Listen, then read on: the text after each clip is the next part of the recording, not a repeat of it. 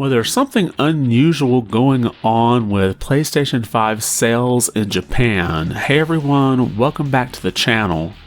And first off, I know a video like this brings out a lot of the console war type comments, but at least hear the whole video out. Well, today we had the sales numbers from Famitsu, and this is the Japanese gaming site or magazine, however you want to look at it. And they track hardware and software sales in Japan every week.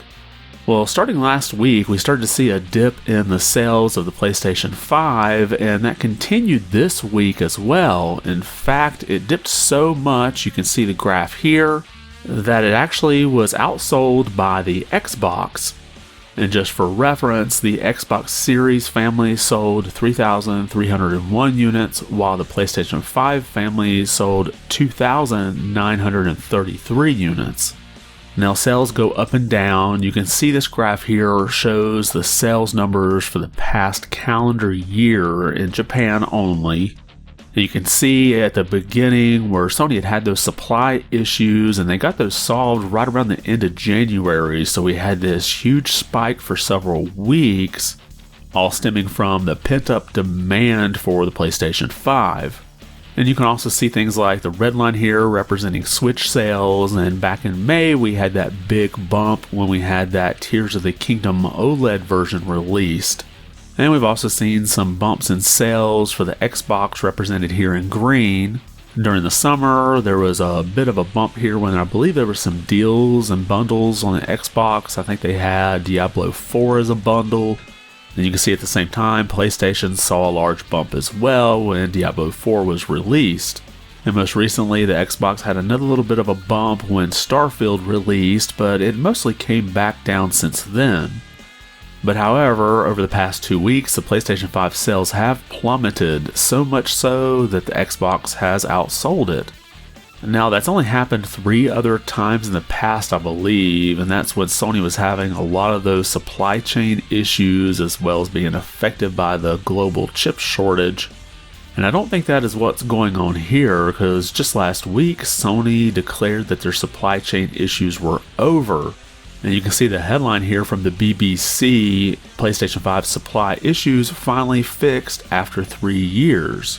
And some may joke that, well, yeah, that's Sony saying that, so why could you believe them? Well, we just don't really see a whole lot of chip shortage issues right now. There may be some higher prices, but they're still available. So if this decline isn't due to supply issues, what could be the cause? Now, obviously, this is my opinion, but it does seem to match what the sentiment seems to be in most of the reporting. Now, if you remember back on October 10th, we had this announcement from Sony, new look, don't call it a slim, for PlayStation 5 console this holiday season. Now, no official release date for this revision has been announced, but we've already seen images of it online where some people have gotten their hands on it.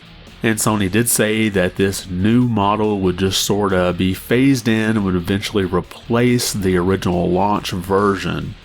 Now, as far as when we should start to see a lot more of these show up, over on the site Deal Labs, they sort of have a leak here, and they've been pretty accurate on everything that I'm aware of. But their reporting indicates that retailers in Japan have opened pre-orders with a date of November 10th. And over at Deal Labs, they indicate that there's a Marvel's Spider-Man 2 bundle that is coming, at least in North America, and there's also that Modern Warfare 3 bundle. Now, the Spider-Man 2 bundle, I believe, is supposed to be in Japan as well, but I'm not sure about the Modern Warfare 3 bundle. I would imagine it would be too, but I'm just not positive. So it seemed to me that the cause of this drop in sales would be a combination of things. First, some people have already pre-ordered the revised model either by itself or as a bundle. According to Deal Labs, they opened pre-orders at Amazon Japan for this bundle. Second, some people could just be waiting for the new model to show up on store shelves. And finally, there could be a supply issue going on here, but not like what we've seen in the past. Likely Sony stopped manufacturing the launch model, who knows, maybe a month or more, and moved over to manufacturing the new hardware. And they have been running sales on that original launch version all across different regions for the past month. So I think the gap we're seeing in sales here is because of the transition to the revised model. I think it would be a bit of a stretch to believe that suddenly gamers in Japan just don't want a PlayStation 5, or maybe the market's completely saturated. If you look at sales numbers for previous generations, they're just nowhere near those numbers yet. And in previous generations, when a new, slimmer model is about to be released, you do see a decline in sales in Japan from the older version. But we will know if my suspicions are correct once we get past that November 10th date for those pre-orders. The sales numbers will be calculated through November 12th, but we won't see those reported until November 16th, which would be 2 weeks from today. And at that point, I expect to see a spike in PlayStation 5 sales. I don't think we're going to see it as high as what we saw back at the end of January, beginning of February, when we had all that pent-up demand, but I think we'll see it return to a little bit more than what they were averaging. And I think next week we'll see those numbers rebound a bit, but not all the way, as we start to see that revised hardware model, don't call it a slim, start to hit store shelves.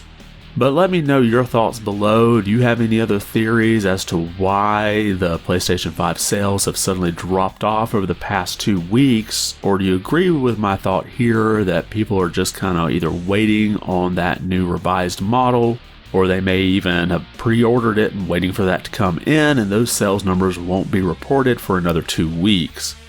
Drop a comment below and let me know your thoughts. And if you liked the video, be sure to give it a thumbs up. And if you haven't subscribed yet, consider doing so. It really does help the channel out quite a bit. I want to thank you for watching, and be good.